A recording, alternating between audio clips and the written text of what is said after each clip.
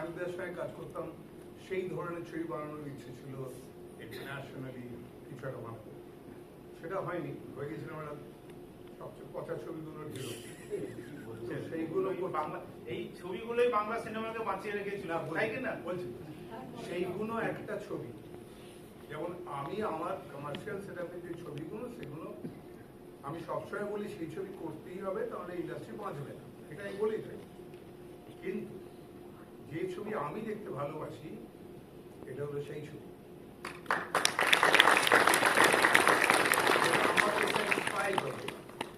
আমি বেদরমের চেষ্টা করছি, সেটাও এক একজন 50বার দেখেছি, ফেনোমেন।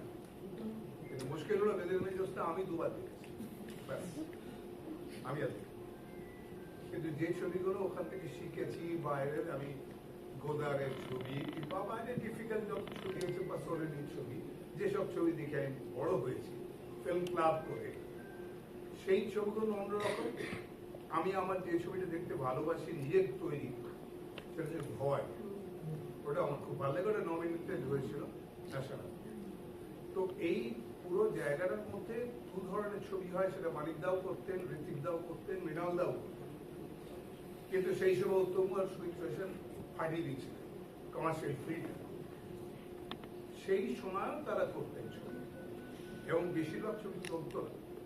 ইনফ্যাক্ট পথের পাঁচালী প্রথম 1 সপ্তাহ কেউ দেখতে ঢোকেনি, এরকম একটা ঘটনা ঘটেছিল। তারপরে অ্যাওয়ার্ড উইনিং যখন হলো, তখন ভীষণ সেটা ঋতুপর্ণর ছবি হচ্ছে তাই।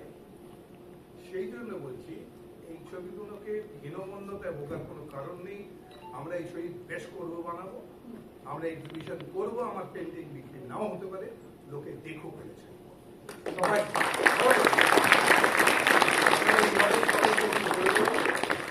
তাহলে কিন্তু লো কস্টের ছবি করি, এই ধরনের ছবি আমরা, তো সেই কস্টটা অন্তত উঠে যাবে, তাহলে আমরা একটু ছবি পাবো। আমাদের পুষ্পাক বানানোর দরকার নেই, সেটা যে বানাচ্ছে বানাক, ইভেন খাদার বানাচ্ছে দেব বানাক, সেগুলো তো আমাদের বাঁচাবে, ইন্ডাস্ট্রিকে বাঁচাবে। মানে একটা ট্রলিও যেটা বাঁচতে যেটা লাগবে, সেটা ওখান থেকে আসবে। বাট ফুসফুস এটা হচ্ছে আমাদের ফুসফুস, এটা আমাদের হার্ট। যেমন মেয়েটা হারিয়ে যাচ্ছিল একটা ছাপের অভাবে, সেটা পেলো, তখন ক্লাইম্যাক্সে পৌঁছতে পারে। তার মানে ক্রিয়েটিভিটি তো ওখানে থেমে গেছিল, কিছুই না, একটা সিম্বলিক ব্যাপার। কিন্তু সেই জায়গাটার উপর বেস করেছে দাঁড়িয়ে আছে। চমৎকার ছবি। কোথায় একটা সামান্য শেষের দিকে যে টিউবলাইটটা দপদপ করছে সবসময়, ইনডিসিশনে ভুগছে, নিভে যাবে না জ্বলবে, তেমনই ও স্বামীর যে ভেতরের অবস্থাটা, একটা কোথায় যেন বইটা পড়ে ফেলার পর, গল্পটা পড়ে ফেলার পর বাইরে সে একটা সিগারেট ধরালো, এবং সেই ঘরটার দিকে তাকিয়ে রইল যে ঘরটাতে স্ত্রী আছে।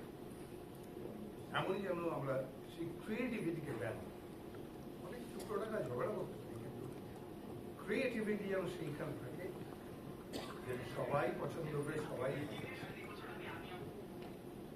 থ্যাংক ইউ ভেরি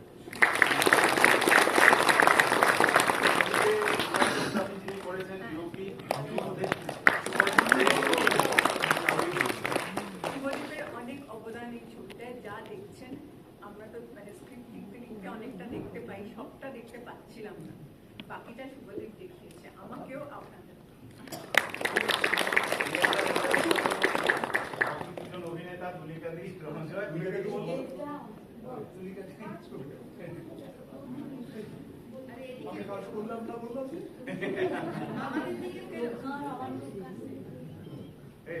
সবাইকে অসংখ্য ধন্যবাদ।